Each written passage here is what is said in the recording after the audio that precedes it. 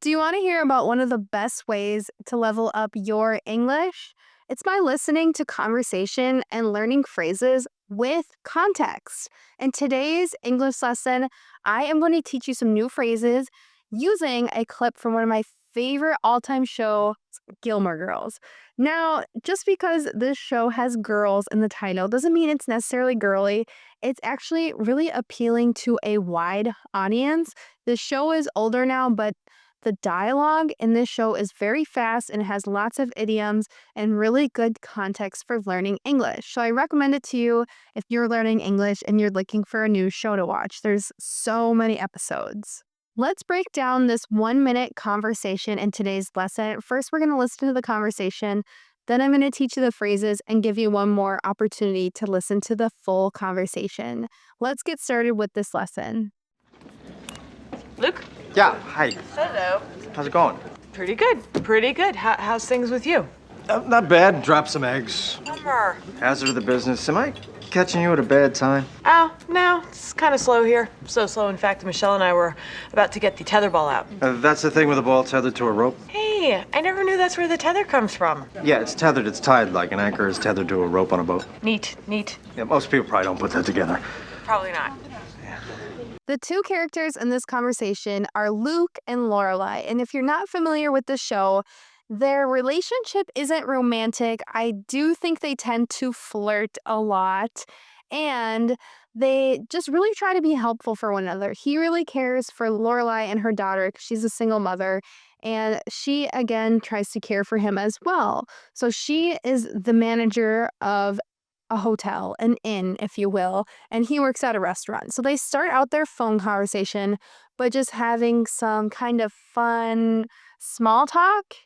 And the first phrase that I wanted to introduce from this conversation is bummer. I've talked about this phrase before, but it's just a really common way that Americans respond to, kind of sad news. Oh, bummer, bummer. He said, I dropped some eggs, and she said, bummer. So that's like, I'm sorry that happened. I'm sad. But obviously, it's not a huge deal. She's not saying, I'm so sorry that happened. She's just saying, oh, bummer. It's like, oh, well. Not bad. Drop some eggs. Bummer. The next phrase that we'll take note of is, am I catching you at a bad time? This is so common to say, especially on the phone in English. If you are going to ask someone for a favor or you're just calling them that in a time that wasn't planned, so you want to make sure it's convenient for them to talk. Am I catching you at a bad time? Am I catching you at a bad time? Oh, no. It's kind of slow here. Usually English speakers either ask this question or they say, is this a good time at the beginning of a phone conversation? And then Lorelai responds to this question by saying, yeah, it's fine. It's slow here. If you're at work and you say it's slow, you're usually in a customer service type of business or workplace, which means, your work depends on either someone coming into the store or coming into the hotel, or maybe you say, oh, it's a slow time at work. This just means, there's not a lot of business. There's not a ton of things to do. And what's really cool about this conversation is each character is responding exactly back to one another, either with a really, informal phrase or an idiom. Oh, no. It's kind of slow here. So slow, in fact, Michelle and I were about to get the tetherball out. So Lorelai says it's very slow here. So she's trying to tell him, yeah, it's convenient for me to talk. I don't have a ton of work to do. And then she emphasizes that it's slow by saying, in fact, we're about to get the tetherball out. And I'll show you in a minute what a tetherball is, because if you're not aware of what it is, this part of the conversation might be a little bit confusing. But I just want to show you how you can use this phrase, in fact, in English. So it might be surprising that at Lorelai's work right now, it's slow because usually hotels are very busy. So she wants to emphasize how shocking that fact is by saying, in fact, we're about to get the tetherball out. We use this phrase, in fact, usually to emphasize what we just said if the thing that we said is kind of surprising or shocking. So you might be wondering, what the heck is a tetherball? This game right here is a tetherball. It's, a pole in the ground with a ball that's on a string. And the object of the game is one person stands on one side, the other person stands on the other, is to wrap the ball completely in your direction around the pole. So you're hitting it back and forth. It's quite fun. It's really popular at camps or in the summertime in the United States. It's not, incredibly popular anymore. I feel like it used to have more popularity. So they are going back and forth with their small talk. They're not really talking about anything important in the first part of this conversation. I would say, I'm going to add in my own phrase here, Luke is beating around the bush. You can tell he called for a reason, but he's not really wanting to say what the reason is yet. He's kind of waiting to say something that might be uncomfortable for him. And so he says, oh, yeah, actually, did you know it's called tetherball because it's tied, like a boat is tethered to the pole? And she's surprised by that. And he says, most people don't put those two things together. So if you say to put two things together, it means to connect those two reasons. So a lot of times in Hollywood, you'll watch a movie and you'll find out the person in the movie is actually related to a big movie star. And you could say, oh, I knew they had the same last name, but I never put them together. This means I never realized they were related. So to put two things together just means to connect how those two things are related. So tetherball and tethering a boat anchor, they're both tied. That's how people put them together. But usually people do not put them together. They don't realize that the language there is related. That's the thing with a ball tethered to a rope? Hey, I never knew that's where the tether comes from. Yeah, it's tethered. It's tied like an anchor is tethered to a rope on a boat. Neat. Yeah, most people probably don't put that together. Probably not. Let's watch the second part of the conversation here, and then we'll break it down and put it all together. So, anything else?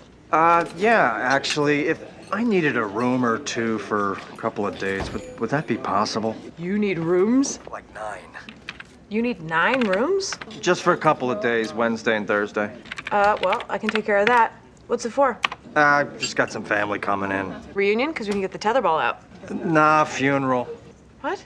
Yeah, my Uncle Louis died last night, and I'm arranging the funeral for him. Oh, Luke, I'm so sorry. Here I was babbling about tetherball. You weren't babbling. Well, you've got 9 rooms, Wednesday and Thursday. You sure? It's a done deal. Thanks. So like I said before, it seemed like Luke was beating around the bush or not really, saying the important thing. He was just kind of talking about nothing in the beginning of the conversation. Now he's getting to the real reason that he called. So he said, I need rooms. I need a couple. Which is funny because usually a couple in English means like 1 or 2. And then he says, I need 9. And Lorelai seems a little bit surprised by this, but she says she can take care of it.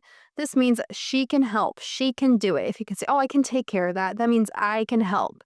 And Luke and Lorelai are really loyal friends in this television show, so it's no surprise that she wants to help him. Well, I can take care of that. What's it for? Just got some family coming in. Luke says he's got some family coming in. We use this phrase, hey, I have family coming in this weekend, or, oh, I've got some friends coming in this weekend, to mean traveling in. This phrase just means that they have to come a certain distance. It might not be a very super long distance, but usually it means they're going to stay with you or stay at a hotel if they're coming in for the weekend or coming in for the week or coming in for the night. This just means traveling in to visit for that time. Lorelai feels bad because she says, oh, I've just been babbling about tetherball. This phrase, babbling, it usually means you're just talking, again, about nothing important.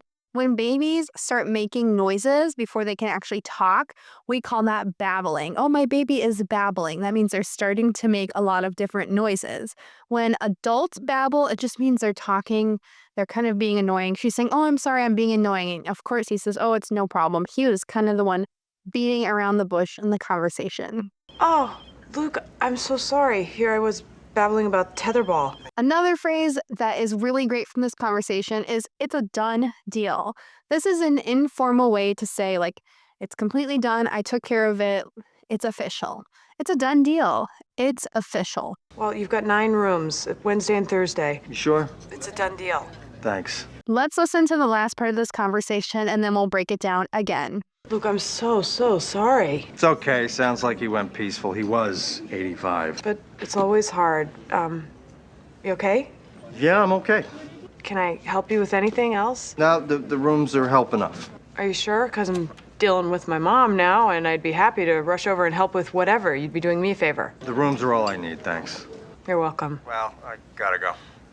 Call if you need anything. I will. So now that Luke has really, said the real reason why he needs all of these hotel rooms and why he has called Lorelai, she's helped him out. And then she asks about his uncle because she's quite surprised that he had someone pass away in his life. And he says, it's no big deal. It sounds like he went peacefully. Sometimes in American English, when we want to talk about someone dying, we don't really directly like to say, oh, they died. We often say they passed away or they passed or they went peacefully. They went into the light. Sometimes we say that even. So, oh, they went peacefully or they went in their sleep. This means they died in this way. And then it's interesting because Luke says he was 85. It's okay. Sounds like he went peaceful. He was 85. So when we use this, we are emphasizing like it's not incredibly sad because they were old or it's not incredibly surprising. So you might say, oh, she died in her sleep. She was very sick. This means, you're not surprised by saying she was very sick. And notice that people emphasize, that was there when they're using this phrase. You might even use this kind of sentence structure if you're talking about, let's say, your car that doesn't work anymore. So for instance, I drove a car for 10 years. I drove it a lot of different miles. And I might have said, oh, my car died. Like my car doesn't work anymore, but it was 10 years old. This just means I'm not surprised that it doesn't work anymore. Finally, he says, you've been help enough. This just means, no, thank you. You've done enough. A lot of times in English, if we want to say that someone has been very helpful and we don't want them to help anymore, we'll say, oh, you've done enough. So you've helped enough. You've been help enough. This just means, thank you so much. Can I help you with anything else? Now, the rooms are help enough. Are you sure? Because I'm dealing with my mom now, and I'd be happy to rush over and help with whatever. You'd be doing me a favor. And then finally, Lorelai says, oh, I can help some more because, right now I'm dealing with my mother. If you've watched this show before, Lorelai and her mother do not get along. They, argue a lot. They fight a lot, even though they're family and they love each other at the end of the day. They have a hard relationship. So we use this phrase, I'm dealing with my mom, or I'm dealing with my mother-in-law, or I'm dealing with my sister to say, they're kind of being a problem for me. I don't really want to be around them right now. So if you say you're dealing with someone, it usually means it's kind of an unpleasant interaction. Now that you finally understand this complete conversation, make sure to visit EnglishWithKayla.com to expand your English vocabulary some more. I'll put some more lessons on screen that will help you also learn more English vocabulary and English phrases. I really enjoyed teaching you about this conversation. This is one of my favorite television shows. Make sure to leave a comment if you liked the phrases in today's lesson and you liked learning with the show Gilmore Girls. I'll see you guys in the next video, and thank you again for watching. Goodbye!